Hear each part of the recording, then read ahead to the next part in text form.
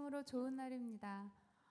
오늘 이 예배를 통해서 예수님이 어떤 분이신지, 하나님이 어떤 분이신지 알아가는 그런 시간이 되었으면 좋겠습니다. 이 시간 먼저 찬양으로 우리 예수님이 누구신가를 고백했으면 좋겠습니다.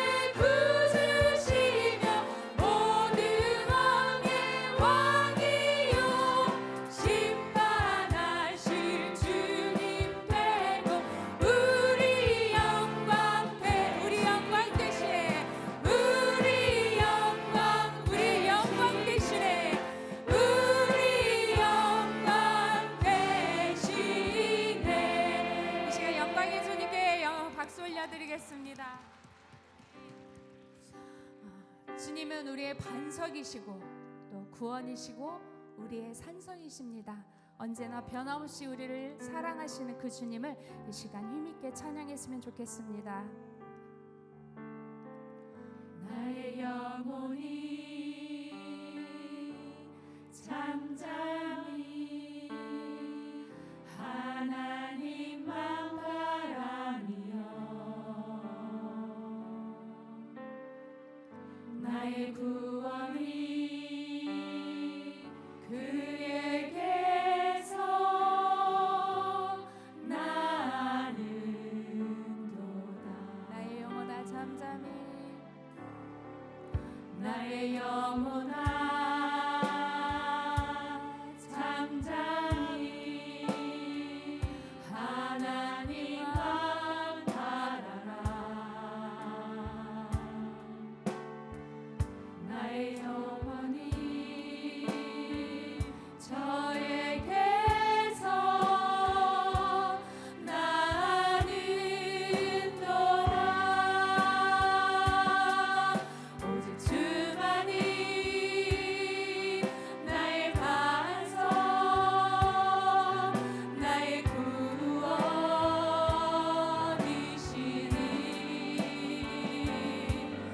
오직 주만이 나의 산성 내가 요동치 아니하리. 나의 영혼이 간절히 나의 영혼이 간절히 여호와를 갈망하며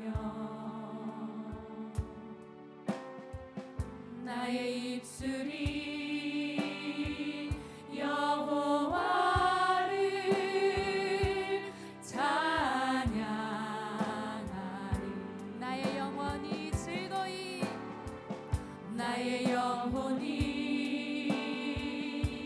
즐거이 여호와를 따르리니 나의 평생에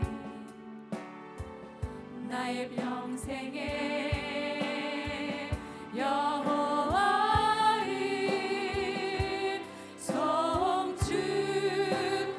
송축하리. 오직 주만이 나의 반석 나의 구원이시니 오직 주만이 나의 산성 내가 요동치 아니하리. 나의 영혼이 간절히 나의 영혼이 간절히 여호와를 갈망하며 나의 입술이 여호와를 찬양하리.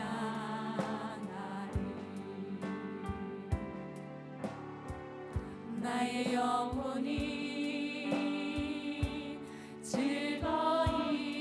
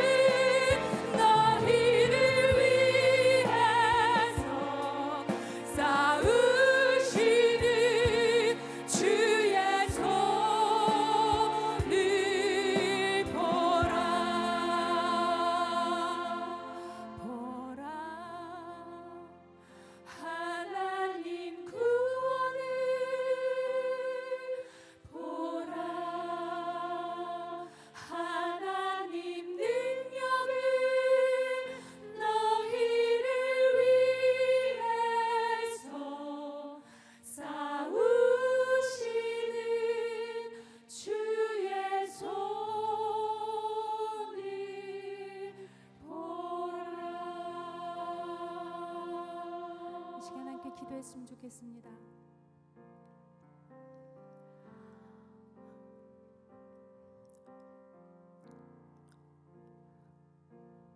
우리를 하나님의 자녀 삼아주셔서 참 감사합니다. 하나님을 우리 아버지라고 부를 수 있게 해주셔서 참 감사합니다. 하나님의 자녀된 권세를 저희들에게 허락해 주셔서 참 감사합니다. 하나님, 오늘 예배 가운데 다시금 하나님이 어떤 분이신지, 나에게 하나님은 어떤 분이신지 말씀을 통해서, 예배를 통해서 다시금 만나는 그런 시간이 되게 하여 주시옵소서. 오늘도 귀한 목사님 단위에 세워주셨사오니 하나님께서 능력의 팔로, 권능의 팔로 붙잡아 주시고, 귀한 목사님 오늘도 마음껏 사용하여 주시어서 목사님의 입술을 통하여 오늘도 저희들에게 말씀하여 주시옵소서. 이 예배가 하나님이 기뻐 받으시는 그런 예배가 되길 소망하오며, 우리 자신과 목사님과 예배를 위해서 이 시간 함께 다 같이 통성으로 기도하도록 하겠습니다. 그렇습니다.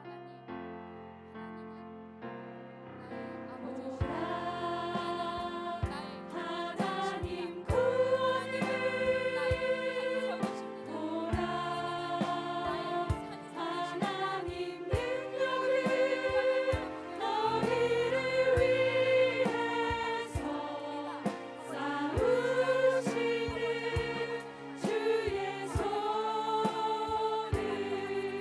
보라.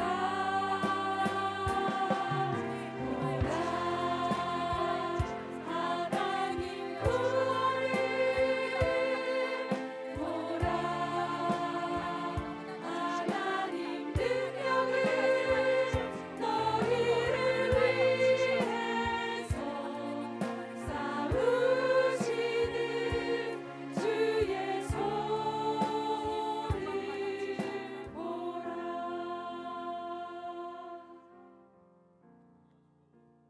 전 아버지 하나님, 감사와 찬송과 영광을 우리 하나님께 올려드립니다.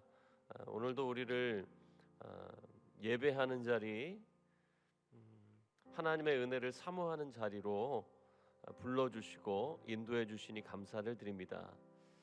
우리가 예배하는 곳에, 우리가 하나님께 찬양을 드리는 곳에 주님께서 우리에게 임재해 주시고 우리에게 주님의 은혜를 베풀어 주시는 줄로 믿습니다. 이 시간 우리와 동행하시며 우리에게 하나님의 은혜를 부어 주셔서 오늘 우리 안에 새로운 일들이 일어날 수 있도록 도와주시고, 우리가 주님 앞에서 주님의 은혜 속에서 다시 살아나고 회복되고 또 주의 사랑과 은혜로 충만케 되어지는 놀라운 역사가 있도록 함께하여 주옵소서. 특별히 오늘 예배를 사모하는 마음으로, 또 삶의 여러 가지 어려운 문제들을 가지고 간절한 마음으로 하나님 앞에 나온 하나님의 자녀들이 있습니까? 하나님, 그 마음과 그 상황을 하나님 다 아시오니 하나님께서 위로하여 주옵시고 또 치유하여 주옵시고 회복시켜 주시고, 또 하나님을 바라봄으로 말미암아서 문제를 능히 이기고 또 감당할 수 있는 능력을 허락하여 주옵소서.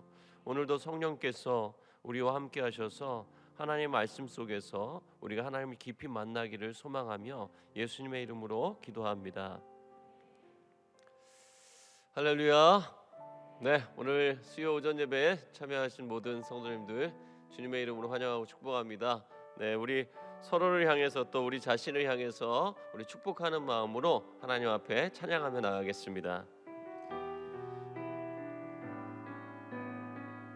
나는 그리스도의 향기라, 나는 그리스도의 향기라, 나는 그리스도의 편지라. 하나님 앞에서 그리스도의 향기니 나를 통해 생명이 흘러가리. 나를 통해 생명이 흘러가. 너는 그리스도의 향기라, 너는 그리스도의 향기라, 너는 그리스도의 편지라. 하나님 앞에서 그리스도의 향기니 너를 통해 사랑이 흘러가니 너를 통해 사랑이 흘러가리. 네. 네, 하나님께서 그렇게 하실 줄로 믿습니다. 네. 오늘 말씀 같이 좀 나누겠는데요. 중요한 혹시 교회 광고는 주보를 좀 참고하셔가지고 중요한 광고가 있네요. 네. 네. 우리 새벽 예배 장소 변경된 거는 다시 회복이 돼서 대예배실에서 예배 드리고 있으니까 새벽 예배 드리시는 분들은 대예배실로 오시면 되고요. 또 세례 신청 같은 부분들이 있으니까 한번 잘 참고하셔서 세례 신청하실 분들은 잘 참고하셔서 신청해 주셔서 세례 받으시는 그런 축복된 일이 있었으면 좋겠습니다. 제가 10월 한 달 동안 이제 나라를 제사장 삼는 하나님의 8가지 영역에 대해서 이렇게 나누면서 매주 한 2가지 영역씩 지금 이제 살펴보고 있는데 오늘은 과학과 신앙을 우리가 어떻게 좀 바라봐야 될 것이냐, 그리고 교회가 의사 결정을 하고 또 교회가 비전을 향해서 나가는 그 과정을 우리가 어떻게 바라봐야 될 것이냐라고 하는 부분들을 좀 나누려고 그래요. 그래서 과학과 종교를 다시 한번 우리가 들여다보면 좋겠다라고 하는 건데, 사실 종교는 우리에게 있어서는 교회죠, 교회. 우리가 뭐 불교를 들여다보고 이슬람을 들여다보고 그럴 필요는 없잖아요. 그래서 우리가 교회 내부를 좀 들여다보는 그런 시간을 좀 가지려고 합니다. 오늘 먼저 본문 말씀을 좀 같이 읽겠습니다. 오늘 본문은 열왕기상 4장 30절부터 34절까지 말씀인데요. 우리 같이 한 목소리로 합독하도록 하겠습니다. 네, 시작. 솔로몬의 지혜가 동쪽 모든 사람의 지혜와 애굽의 모든 지혜보다 뛰어난지라. 그는 모든 사람보다 지혜로워서 에스라 사람 에단과 마홀의 아들 헤만과 갈골과 다르다보다 나음으로 그의 이름이 사방 모든 나라에 들렸더라. 그가 잠언 3,000가지를 말하였고 그의 노래는 1,005편이며 그가 또 초목에 대하여 말하되 레바논의 백향목으로부터 담에 나는 우슬초까지 하고 그가 또 짐승과 새와 기어다니는 것과 물고기에 대하여 말한지라. 사람들이 솔로몬의 지혜를 들으러 왔으니 이는 그의 지혜의 소문을 들은 천하 모든 왕들이 보낸 자들이더라. 아멘. 오늘 왜 이 과학을 얘기하는데 이 솔로몬 왕에 대해서 우리가 본문으로 말씀을 읽었을까요?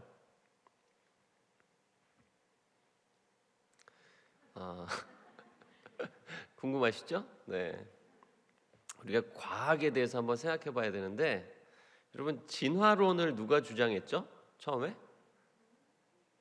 다윈이죠, 다윈. 네, 진화론의 이제 기초를 제공한 것이 다윈이라고 볼 수 있습니다. 근데 다윈이 대단히 과학적인 사람이라고 우리가 생각하고 있잖아요, 그죠? 그래요, 안 그래요? 다윈 하면 과학자 같은 생각을 하잖아요. 근데 여러분, 다윈이 갈라파고스 섬에서 사실은 동물과 식물들을 이렇게 관찰하는 일을 했어요. 가서 거기서 뭐 평생을 살면서 이렇게 관찰한 게 아니라 일정 기간을 지내면서 거기에는 동식물을 잘 살펴봤단 말이에요. 그런데 다윈이 살펴본 동식물이 많을까요? 솔로몬이 살펴본 동식물이 많을까요? 솔로몬이 다윈보다 훨씬 더 비교할 수 없을 정도로 과학적인 사람이었습니다. 그래서 이 솔로몬의 이 과학적인 지식이 이 그 세상의 모든 이 만물을 연구하는 그리고 그 살펴본 관찰한 것에 대한 그 지식이 너무나도 뛰어났기 때문에 주변에 있는 모든 나라들이 그 솔로몬의 지식과 지혜를 들으려고 왔는데, 그 솔로몬의 지식과 지혜를 오늘 성경은 말하고 있어요. 솔로몬이 식물에 대해서 얘기하면 레바논의 백향목부터 해서 우슬초까지 모르는 식물이 없고, 동물에 대해서도 아주 전문 용어로 빠삭하게 알고 있다. 이게 솔로몬의 그런 이 뛰어남이었단 말이죠.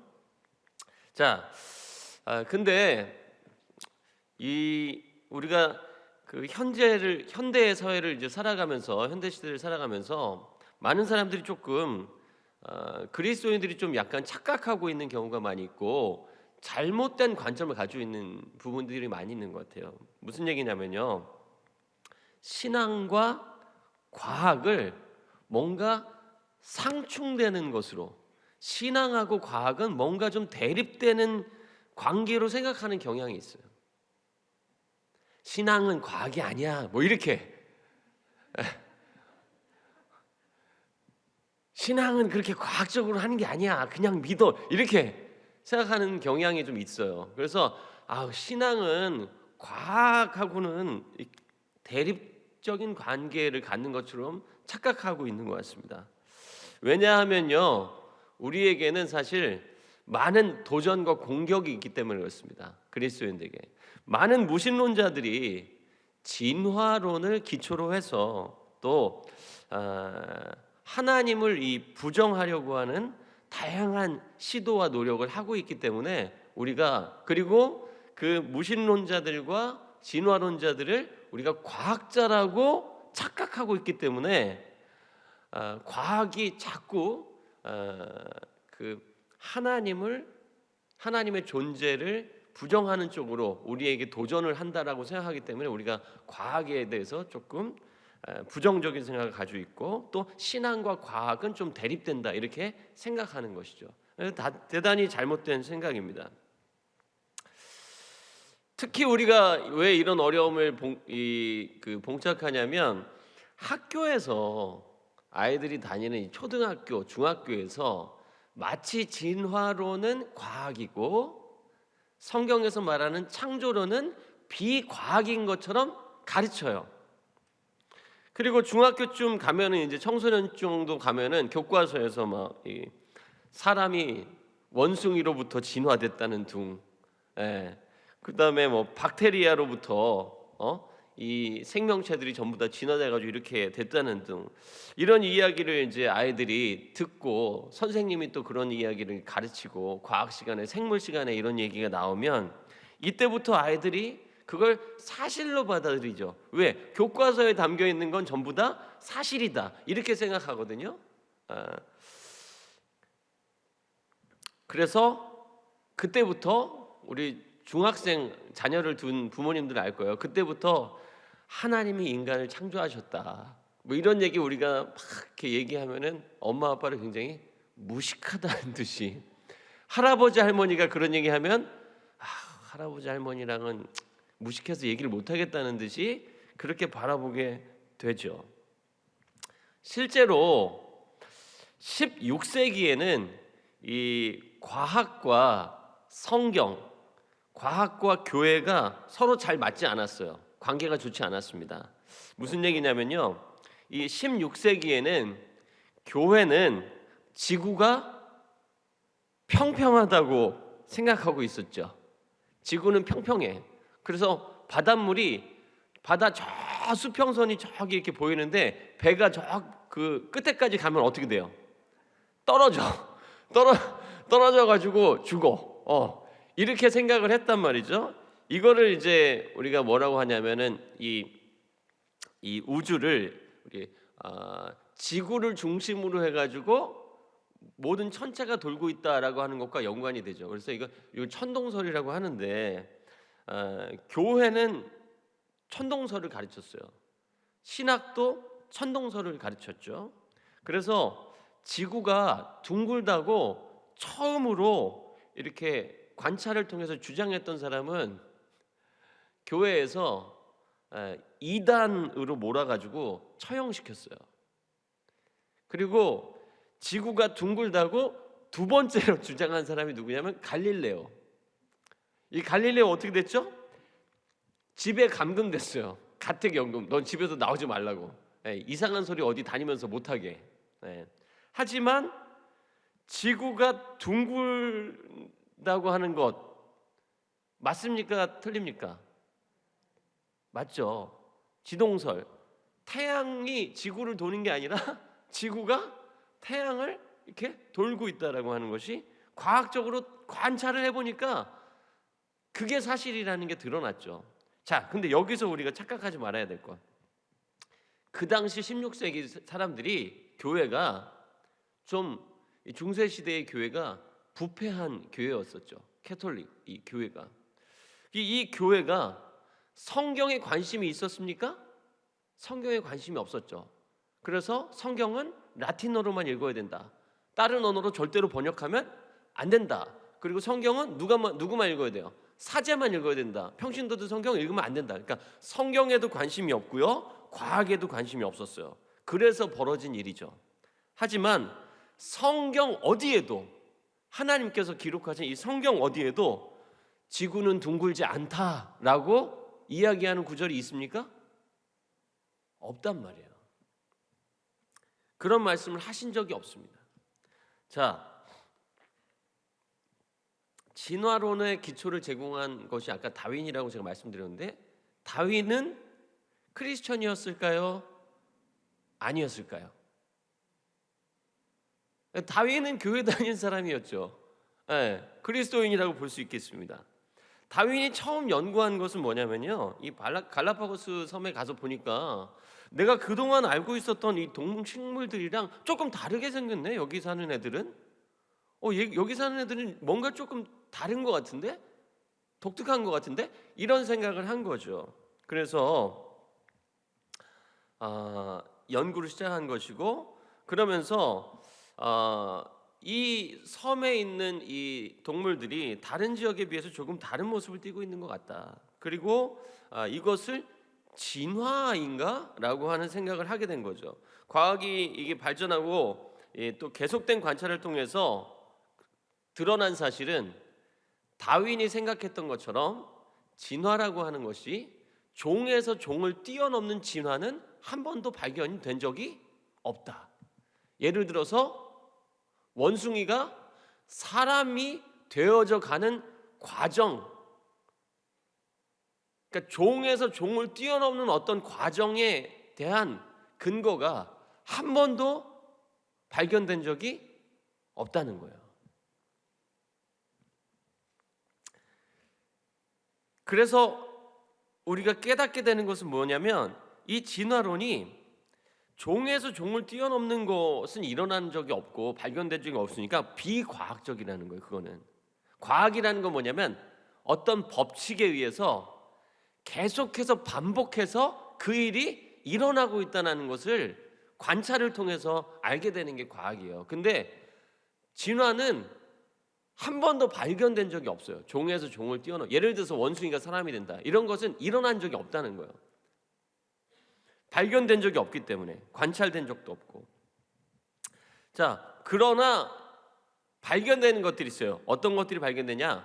환경의 변화에 따라서 동식물들이 그 변화된 환경에 적응하기 위해서 여러 가지 그 변화를 일으키는 것은 발견이 돼요. 예를 들어서 울릉도에 가면 우리가 좋아하는 명이나물 있잖아요.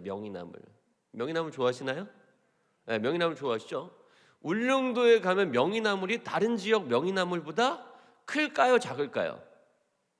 이파리가 커요. 넓고 크단 말이에요. 잘 모르셨어요? 잘 모르셨구나. 그래서 울릉도 명이나물이 유명하잖아요. 그죠? 근데 왜 울릉도 지역의 명이나물은 다른 지역보다 명이나물이 얘가 이파리가 넓고 클까? 일조량이 작아요. 햇빛을 받기가 어려워. 울릉도에 사는 명이나물은. 그러니까 햇빛을 많이 받으려면 어떻게 해야 돼? 몸을 부풀려야 돼. 그래야지 조금이라도 햇빛을 더 받을 수 있으니까. 요게 환경에 적응하기 위해서 변화가 일어나는 거예요. 예를 들어서 동물들도 그런 그 환경에 적응하기 위해서 신체의 변화가 조금씩 일어나는 것을 우리가 환경 적응이라고 볼 수 있겠습니다. 자, 그래가지고요, 진화론은 계속해서 처음에 자기들이 주장했던 주장이 과학적으로 관찰이 안 돼. 관찰이 돼야 과학이고 관찰이 돼야 법칙인데 관찰이 안 되니까 계속해서 뭐 하고 있어요? 계속해서 수정을 해요. 이 진화론을 처음에 주장했던 것을 계속해서 수정하고 보완하고 조금 내용을 바꾸고 계속 그렇게 하고 있어요. 지금까지. 그런데 성경은 결코 한 번도 수정된 적이 없습니다. 그런데 놀랍게도 성경은 진화론처럼 허접한 그런 가설보다 너무나도 정확하고 너무나도 과학적이에요. 자, 과학이라는 게 제가 말씀드렸죠. 관찰을 통해서 어떤 일정하게 계속 반복되는 어떤 원리나 법칙을 발견하는 게 과학이거든요. 근데 성경은 하나님께서 우주를 창조하실 때 창세기 1장 14절 말씀을 보면은 징조와 계절과 날과 해를 이루도록, 즉 법칙과 질서를 이루도록 창조하셨다고 기록되어 있어요. 그러니까 이 자연 법칙이, 여러분 봄이 지나면 뭐가 옵니까? 여름이 오죠. 어떻게 하셨어요? 봄이 지나가면 여름이 온다는 걸. 왜? 어떻게 알아요? 지금 살면서 지금 몇십 년 동안 계속 반복되잖아요. 봄이 지나가면 여름이 오고, 여름이 지나가면 가을이 오고, 가을이 지나가면 겨울이 오고, 이게 계속 반복되니까 우리가 얘기하는 거예요. 아유, 봄이 지나면 여름, 여름이 지나면 가을, 가을 지나면 겨울이 와요. 이렇게 얘기하면 우리가 굉장히 과학적으로 얘기하는 거예요. 비과학적으로 얘기하는 게 아니고 계속 반복되는 그 원리와 법칙에 따라서 우리가 얘기하는 거기 때문에. 근데 성경은 하나님께서 그렇게 만드셨다라고 말씀하고 있다는 거죠. 자, 과학은 비성경적이 아니라 대단히 성경적이다. 예를 들어서 과학은 온 우주와 세상이 어떤 이 법칙과 원리에 의해서 일정하게 움직이고 있음을 발견해 가는 것이 과학이라고 저는 생각하는데, 우주가 큰 폭발로 인해서 발생했다는 주장이 있어요. 빅뱅 이론이라고 우리가 보통 얘기하잖아요. 그리고 이 생명은 어떤 이 단세포 동물, 예를 들어서 박테리아 같은 것에서 진화해가지고 이 고등 생명체, 우리 인간 같은 존재가 됐다라고 과학계에서 얘기하잖아요. 그죠? 그러니까 이 빅뱅은 천체과학, 우주과학계에서 얘기하는 거고, 이 박테리아 단세포에서 고등생물인 인간까지 진화됐다라고 하는 거는 이 생물학계에서 얘기하는 거잖아요. 근데 이게 두 개 다 너무나도 과학적이지가 않고 둘 다 비과학적인 이유가 뭐냐면, 잘 생각해 보세요. 저는 개인적으로 이렇게 생각하는데, 제가 틀릴 수도 있지만, 자, 우주가 큰 폭발에 의해서 생겼다고 주장한다면, 또 인류가 박테리아에서 시작해가지고 우리 인간에 이르기까지 고등생명체로 진화했다고 생각한다면 과학 자체가 존재할 수가 없죠. 왜 과학 자체가 존재할 수 없냐면, 과학이라는 것 자체는 뭐냐면 어떤 원리가 이 안에 있냐, 어떤 법칙이 이 안에 있냐라고 하는 것을 발견해 나가는 건데, 폭발에 의해서 지금까지 이 온 우주 만물이 이루어졌다면 어떤 원리나 법칙에 의해서 이루어지는 거예요? 어떤 계속해서 어떤 변화가 일어나는, 우리가 예측할 수 없는 일을 통해서 지금 이게 우리가 존재하는 거예요. 여러분 생각해 보세요. 자, 여러분이 그릇을 놓쳐가지고 그릇이 깨졌어. 바닥에 팍 깨졌어요. 근데 그릇이 어떤 원리나 법칙에 의해서 이렇게 조각이 납니까? 어떤 원리나 법칙에 의해서 그 조각 난 것이 어디까지 가고 어디까지는 안 가고 그렇게 돼요? 아니잖아요. 어떤 거대한 폭발에 의해서 시작됐다면 그게 어디까지 갈지, 어떻게 퍼질지, 거기에 원리나 법칙이 있어요? 자, 단세포 박테리아에서 아주 미생물에서 인간까지 이게 진화가 됐다면 이 진화가 멈춰요, 안 멈춰요? 계속해서 변화가 되겠죠. 그죠? 그러면 그걸 어떻게 관찰해? 계속 변화되는 걸. 계속 변화되는 것은 관찰을 할 수가 없어요. 그 안에 어떤 원리나 법칙이 없기 때문에, 반복되지 않기 때문에. 근데 우리가 인생을 살아보면 우리 주변에 늘 모든 일이 계속 반복돼요, 안 반복돼요? 반복되잖아요. 그죠? 그래서 우리가 예측도 하고 이렇게 되지 않을까? 이런 생각도 하는 거죠. 그게 과학적인 사고인 거잖아요. 자, 그래서 처음부터 끝까지 불규칙하게 모든 것이 변화되고 어떤 질서도 패턴도 없다면 아무리 관찰을 해도 관찰이 안 되겠죠. 그 안에서는 어떤 법칙이나 원리도 발견할 수가 없겠죠. 그러니까 과학자들이 주장하는 그 주장은 과학 자체를 부정하는 주장이나 마찬가지라고 생각할 수 있다는 거예요. 자, 미국의 위대한 과학자 중에 조지 워싱턴 카버라는 사람이 있습니다. 이 사람이 왜 유명한 과학자냐면 이 사람이 땅콩 하나를 가지고 1000가지의 특허를 냈습니다. 그러니까 땅콩 하나 가지고 1000가지의 특허를 냈어요. 근데 이 사람이 크리스천인데 기자들이 이 카버한테 질문을 합니다. 당신은 진짜 대단하다. 어떻게 땅콩 하나를 가지고 1000가지의 다른 생각을 할 수가 있냐? 1000가지의 특허를 낼 수가 있냐? 이렇게 질문을 했더니 이 사람이 뭐라 그랬냐면요. 땅콩을 손에 딱 들고 이렇게 얘기를 했습니다.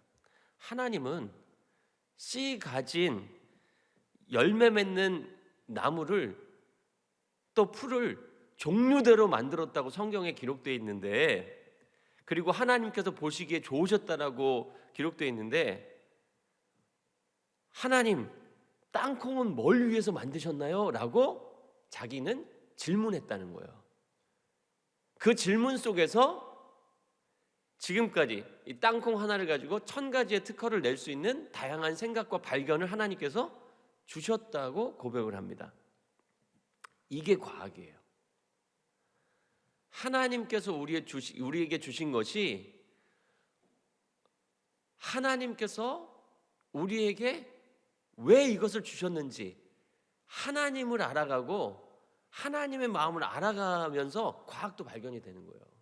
하나님의 원리를 알아가면서. 자, 하나님이 창조하신 것을 관찰하고 연구하면서 그 안에 담긴 원리를 발견하는 것이 바로 과학이라고 볼 수 있습니다. 오늘 이렇게 본문을 통해서 우리가 구약에서 가장 과학적인 인물을 찾아보자면 제가 누구라고 말씀드렸죠? 솔로몬은 세상에서 가장 지혜로웠고 풀과 나무, 짐승과 새, 곤충과 물고기들에 대해서 가장 많이 알고 있는 사람이었다라고 성경이 구약 성경에서 기록하고 있습니다. 물론 신약 성경에서 더 많이 아는 사람이 나왔는지 모르겠는데 구약 성경에서 보면 솔로몬이 가장 관찰과 연구를 많이 한 사람, 하나님이 창조하신 이 세계에 대해서, 즉 세상에서 가장 과학적인 인물이었다, 그 시대에. 그런데 솔로몬의 잠언의 결론이 무엇입니까? 여호와를 경외하는 것이 지혜의 근본이라고 얘기잖아요. 솔로몬이 가장 과학적인 사람, 이 세상의 모든 것들이 가장 많이 관찰하고 연구한 사람의 결론은 뭐냐면, 뭐가 지혜다? 과학이 내가 관찰해서 알고 있는 그 지식, 깨달은 원리, 법칙이 지혜가 아니고 하나님을 경외하는 것이 지혜의 근본이다. 그러니까 과학은 하나님을 알아가는 것을 따라올 수 없어요. 자, 여호와를 경외하는 것이 지혜의 근본이라고 얘기하고요. 그리고 과학을 연구하면 연구할수록 하나님의 존재가 명확하게 드러납니다. 그래서 요즘에 과학이 굉장히 발전하면서 우리 그 DNA를 연구하는 사람들이라든지 우리 세포를 연구하는 사람들은 이게 진화가 아니라 처음부터 DNA가 디자인된 대로 사람이 평생을 살아간다, 설계도를 가지고 있다, 우리 몸속에. 그거를 자꾸 발견하게 돼서 요즘의 과학자들이 사실은 진화론보다는 디자인 이론 쪽으로 갈 수밖에 없게 돼 있어요. 누가 디자인했어요? 근데 그 사람들 그걸 몰라. 근데 성경은 누가 디자인했다고 돼 있죠? 하나님이 디자인했다고 돼 있잖아요. 자, 그러므로 연구하면 연구할수록 하나님의 존재가 더 명확하게 드러난다. 이 얘기를 누가 했냐면 바울이 했어요. 자, 신약에서 가장 과학적인 인물은 제가 볼 때 바울인 것 같아요. 성경적으로 볼 때. 자, 바울이 뭐라고 그랬냐면 로마서 우리 1장 19절에서 20절 말씀 한번 보겠습니다. 우리 같이 한번 읽어보도록 하겠습니다. 시작. 하나님께서 이를 그들에게 보이셨느니라. 창세로부터 그의 보이지 아니하는 것들 곧 그의 영원하신 능력과 신성이 그가 만드신 만물에 분명히 보여 알려졌나니 그러므로 그들이 핑계하지 못할지니라. 자, 쉽게 얘기하면 무슨 얘기죠? 하나님이 창조하신 모든 것들, 이 온 세상의 만물을 잘 관찰하고 들여다보니까 연구해 보면 그 속에서 누구를 만나게 된다? 하나님의 신성과 능력을 깨닫게 된다는 거예요. 과학이 뭐냐면 관찰, 학습, 연구 이거거든요. 근데 바울이 얘기하는 게 뭐냐면 과학을 하면 하나님의 신성과 능력을 알게 돼. 이 얘기랑 똑같은 거예요, 지금. 하나님이 창조하신 만물을 관찰하고 연구하면 세상을 지으신 하나님의 성품과 하나님의 존재를 알게 된다라고 하는 말입니다. 그러므로 그리스도인들이요, 과학에 대해서 우리가 부정적인 생각을 가질 필요가 없습니다. 물론 이제 과학 기술이 발전하면서 인간에게 해로운 방향으로 이 사용되는 것에 대해서는 우리가 경계해야 됩니다. 그것을 경계해야 되지만 과학이 발전하는 것 자체에 대해서 우리가 두려워하거나 거부할 필요는 없습니다. 과학이 많이 발전하면서 어떤 사람들은 막 두려워하고 막 과학이 결국 이 발전되면서 기술이 어떤 인간들을 황폐하게 만들고 그렇게 만들 거다.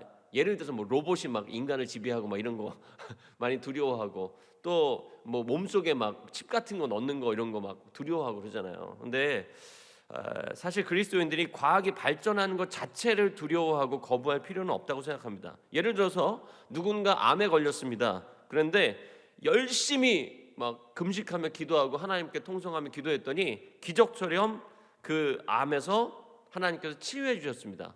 그러면 그거는요, 개인적으로 감사한 일이에요, 하나님께. 근데 예를 들어 과학기술이 발전하면서 의학기술이 발전하면서 어떤 한 분야의 암을 치료할 수 있는 치료약이 개발됐어요. 그러면 그것은 하나님께서 이 의학기술의 발전을 통해서 더 많은 사람들이 치유받을 수 있도록 그들에게 하나님께서 긍휼을 베풀어 주신 것을 우리가 고백하면서 하나님께 감사해야 될 부분이죠. 그러니까 하나님은 많은 사람들에게 긍휼을 베풀기 원하실까요? 특별한 소수의 사람들에게만 긍휼을 베풀기 원하실까요?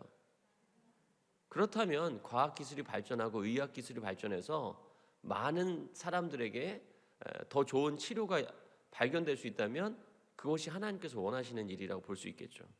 그러니까 성경은 대단히 과학적이고요.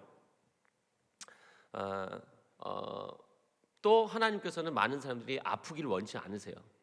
우리가 어떻게 알 수 있냐면 우리가 코로나19를 겪으면서 경험하면서 질병을 예방하기 위해서 제일 중요한 게 뭐라고 하는 걸 깨달았죠? 손 씻는 거예요. 손 씻는 거. 그리고 누가 병에 걸렸을 때 그 사람을 격리시키는 거가 가장 사람들을 안전하게 보호하는 거라고 하는 장치라는 걸 우리가 깨닫게 됐죠, 경험적으로.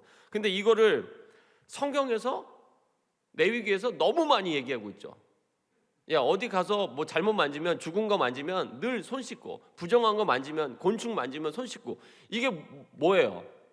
어떤 감염이나 이런 것들이 일어나지 않기 위해서 늘 손을 씻으라는 거예요, 더러운 걸 만지면. 그리고 누가 전염병에 걸린 것 같아, 누가 아픈 것 같아, 피부병에 걸린 것 같아, 그럼 어떻게 해요? 제사장한테 찾아가가지고 보이면 너 병 걸렸네, 격리. 일주일 뒤에 가서 보고 좀 나서가는 것 같은데 그래도 일주일 더 격리, 2주간 격리시키는 거예요. 이게 계속 나와요. 정한 것과 부정한 것을 이야기하면서. 그러니까 성경이 얼마나 위생적이고 굉장히 과학적인지를 우리가 알 수가 있죠. 역사적으로 보면 17세기 후반이 되어서야 미생물이나 바이러스를 통해서 질병이 옮겨진다는 것을 발견하게 됐습니다. 1990년대에 와서야 눈에 보이지 않는 어떤 바이러스가 대부분 인간이나 동물의 어떤 체액이나 배설물을 통해서 옮겨진다는 것을 발견하게 됐습니다. 그런데 성경은 3800년 전에 말씀을 통해서 사람의 체액이나 배설물에 접촉하면 어떻게 해라? 씻고 옷을 빨고 정결하게 해라. 그것을 통해서 감염이나 질병이 생기지 않도록.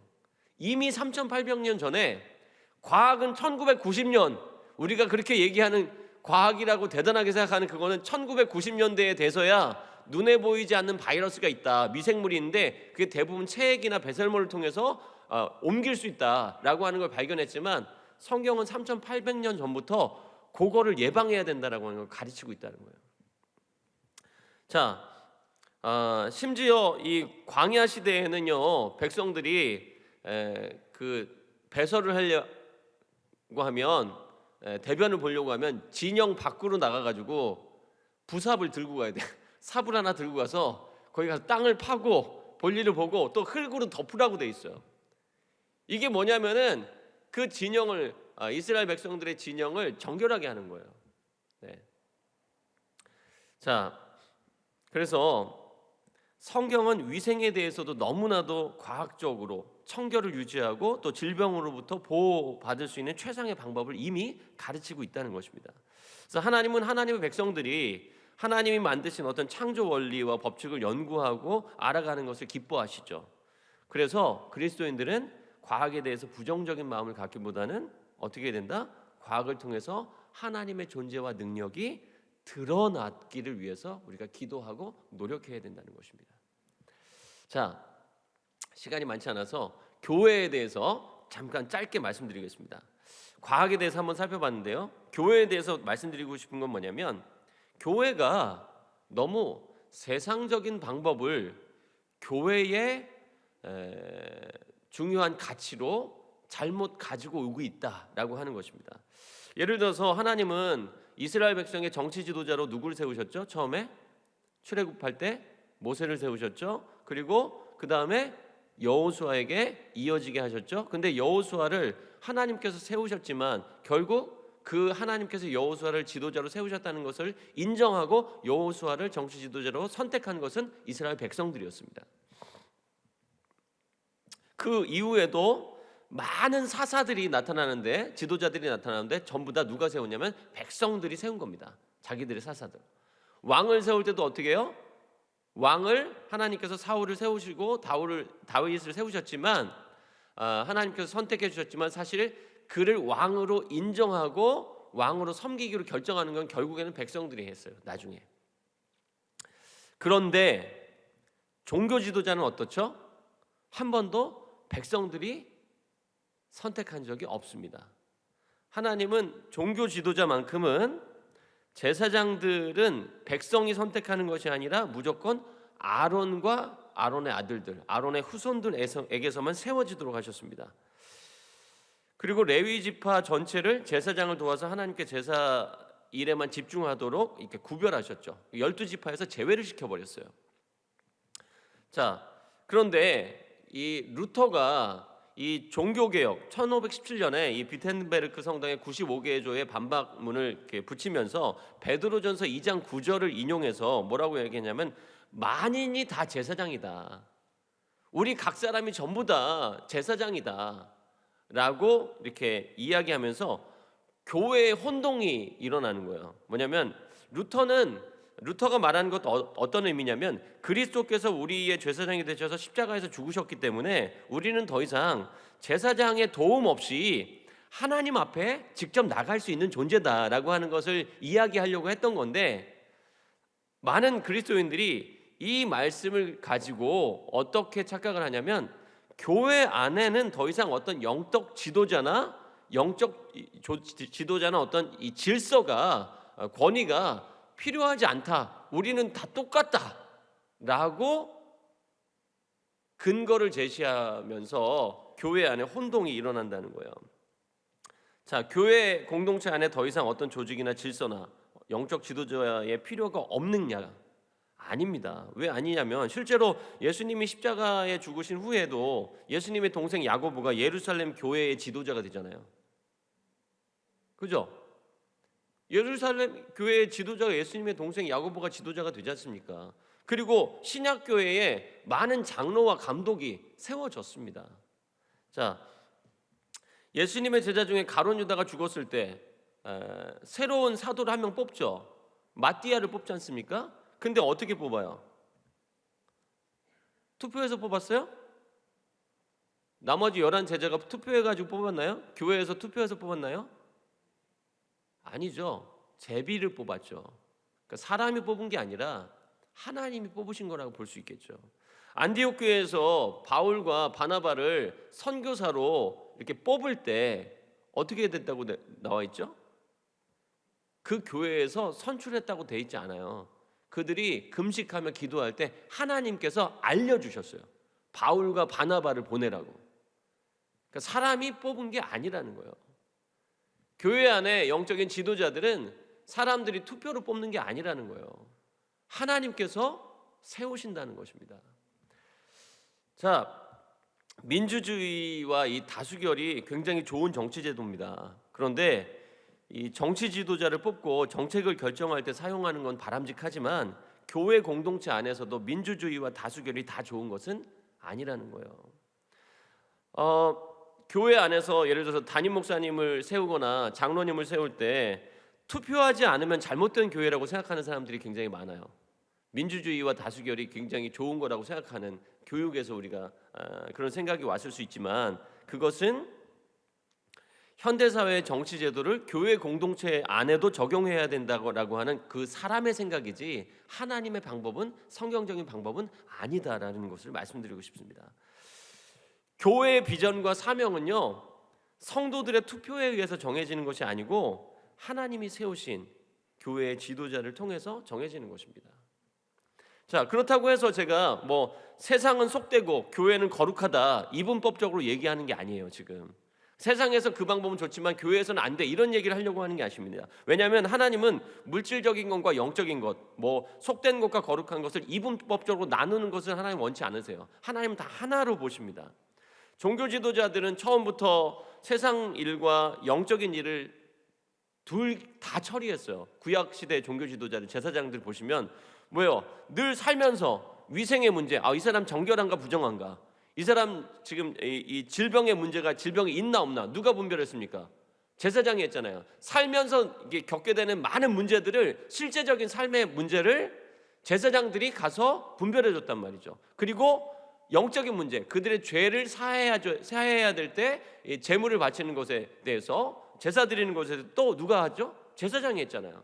그러니까 이 실생활의 문제나 세상 살아가는 이 현실적인 문제나 영적인 문제를 다 누가 관여했냐면 제사장이 관여했다는 거죠.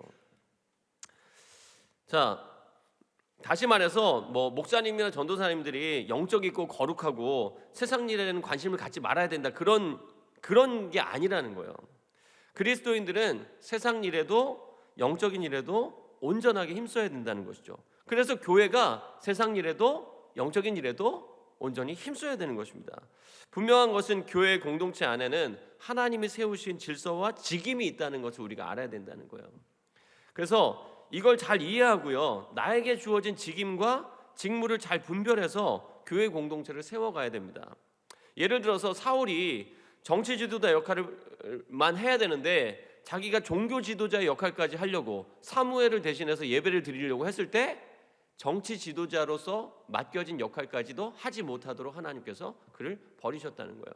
다윗이 왕이 되었을 때 자기의 왕권과 군사력을 가지고 하나님의 언약궤를 옮기라 그랬어요. 근데 잘 되지 않았어요. 우사가 죽었고 다윗은 두려움에 사로잡혔어요. 근데 그때 제사장들을 통해서 하나님이 정하신 방법대로 레위인을 통해서 언약궤를 어깨에 메고 이동해야 된다라는 것을 알고 말씀대로 적용했을 때 어떻게 되죠? 하나님의 축복과 기쁨이 이스라엘 백성들에게 임했습니다. 최근에 이 감리교 감독 선거가 있었어요. 우리는 잘 관심이 없잖아요, 그죠? 하지만 많은 분들이 이 감독 선거가 너무 과열됐다라고 이야기하는 걸 들었어요. 사실 저는 이제 신학 자체를 감리교에서 하지 않았기 때문에 저는 뭐 투표권도 없고 아무것도 없습니다. 뭐 저를 찾아오시는 분도 없어요. 근데 주변에서 우리 감리교, 우리 교회 목사님들 다 대부분 감리교 목사님들이잖아. 주변에 이야기를 들으니까 너무 선거가 과열돼 있다 하는 이야기를 들었습니다. 더 안타까운 이야기는 뭐 금권 선거다, 세상 정치판보다 더하다라고 하는 말도 들었습니다.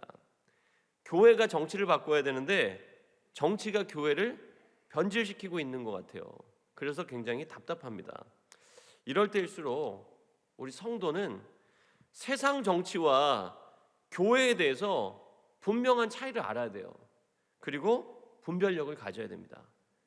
교회는 교회 되어야 되는 것이지 교회가 세상 정치를 따라가거나 세상의 가치와 세상의 방법을 가지고 교회를 경영하려고 하면 안 된다는 거죠. 오늘 말씀 기억하시면서 우리 같이 한번 결단하면서 찬양했으면 좋겠습니다.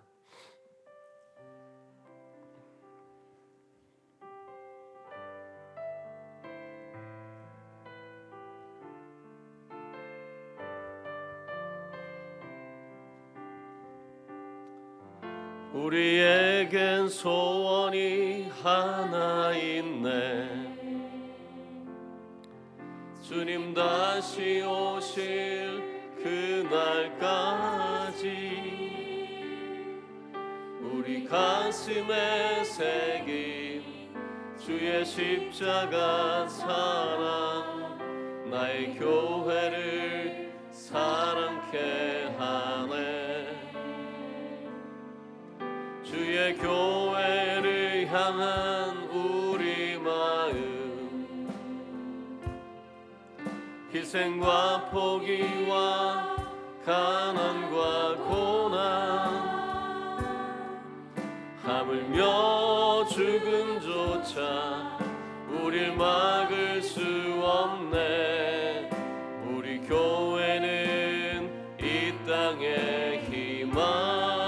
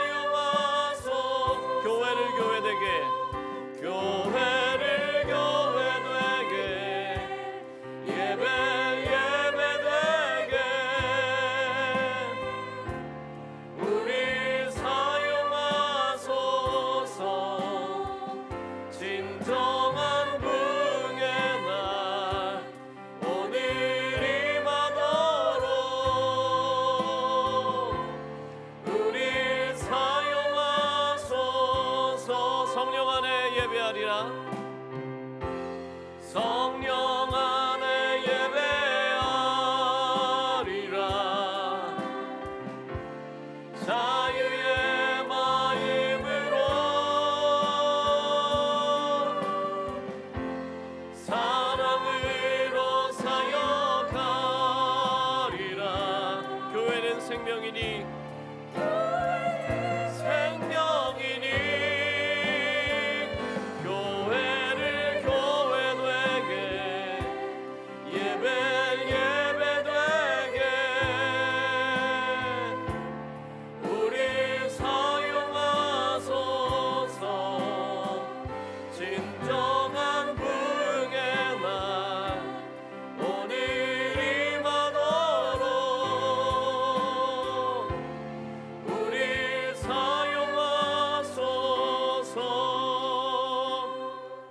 다 같이 한번 말씀 기억하시면서 결단하며 기도하기 원하는데요. 하나님, 교회가 교회되고 우리가 그리스도인, 온전한 그리스도인 되려면 세상의 모든 영역을 하나님의 말씀의 관점으로 분별할 수 있는 분별력을 가질 수 있도록 도와주옵소서. 과학을 바라보는 것도, 정치를 바라보는 것도, 교회를 바라보는 것도 성경적인 관점을 가지고 바라볼 수 있도록 도와주시옵소서. 그래서 하나님, 우리가 교회를 교회되게, 또 그리스도인이 그리스도인다운 삶을 살아갈 수 있도록, 성도의 삶을 내가 살아갈 수 있도록 도와달라고 우리 주여 한번 부르고 결단하며 기도하겠습니다. 주여,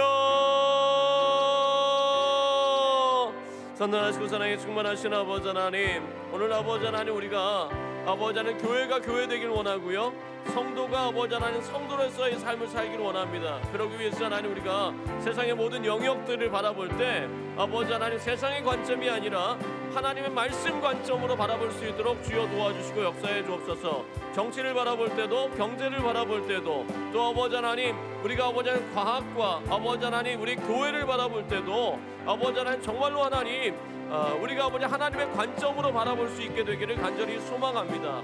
하나님 함께하여 주옵소서. 특별히 아버지 하나님, 우리가 아버지 하나님 정말 이 땅 가운데 하나님의 놀라운 역사와 하나님의 능력과 하나님의 영광이 나타나기를 소망하는 마음으로 그것을 위해서 아버지 힘쓰고 노력하고, 또 아버지 하나님 교회가 아버지 하나님의 기쁨이 되기를 소망하는 마음으로 아버지 하나님 교회에 아버지 하나님 정말로 일원으로서 교회를 세우고 교회를 아름답게 섬기고 아버지 하나님 함께 아버지 하나님 교회를 이루어서 하나님의 역사를 이루기를 소망합니다. 하나님 도와주시고 역사하여 주옵소서. 세상의 관점으로 하나님, 세상의 아버지 하나님 여러 가지 아버지 하나님 다양한 것들로 우리의 눈이 가려져 있다면 하나님, 우리가 하나님의 말씀으로 다시 한번 아버지 하나님 우리의 관점을 회복할 수 있도록 도와주시고 인도해 주옵소서.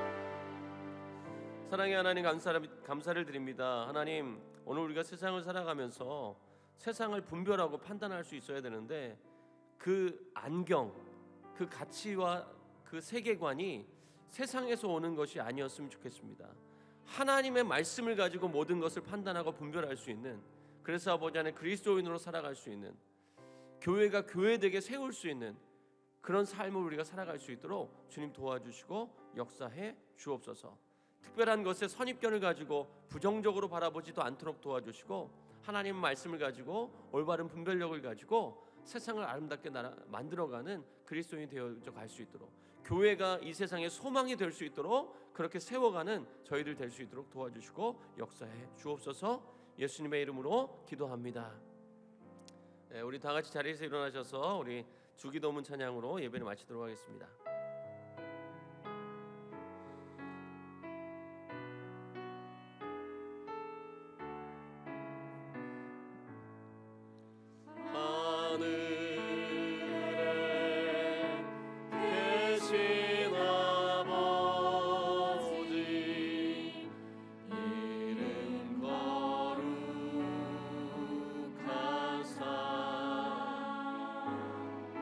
주